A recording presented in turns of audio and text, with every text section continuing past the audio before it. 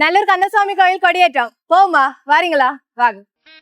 நல்லூர் கந்தசாமி ஆலயத்தினுடைய கொடியேற்றம் தான் இன்றைய தினம் சரியாக 10 மணிக்கு கொடியேறும்னு சொல்லியிருந்தோம். அதுக்கு முன்னுக்கே பக்தர்கள் எல்லாமே வந்து தங்களுடைய நேர்த்தி கடன் எல்லாமே செய்யறத நாங்க பார்க்கக்கூடிய மாதிரி இருந்தது. அதாவது பிரதட்டி அடிக்கிறது, தீச்சட்டி எடுக்கிறது, காவடின்னு சொல்லிட்டு ஒவ்வொரு நேர்த்தி கடனுமே கோயில நடைபெற்று கொண்டிருந்தது. நல்லூர் கோயிலோட சிறப்பம்சம் பாத்தீங்க அப்படின்னு சொன்னா எல்லா மதத்தவர்களுமே எல்லா நாட்டவர்களுமே இங்க வந்துட்டு போயிடும். ஏன்னா நல்லூர் ஆலயம் ஒரு உலக புகழ்பெற்ற ஆலயமாக இருக்குது. முக்கியமாக முருக பக்தர்களுடைய ஒரு ஆலயமாக இருக்குது. எல்லாரும் பாத்தீங்க அப்படின்னு சொன்னா இந்த 25 நாளுமே யாழ்ப்பாணம் மட்டும் இல்ல, இலங்கையில் இருக்கக்கூடிய எல்லா இடங்கள்ல இருக்கக்கூடிய மக்களுக்கும் அது ஒரு கொண்டாட்டமாக இருக்கும். நீங்க இருக்க யாழ்ப்பாணத்துக்கு வந்தீங்கனாலும் உங்களுக்கு தெரிஞ்சிருக்கும், எல்லாமே திருவிழா கோலமாவே இருக்கும்.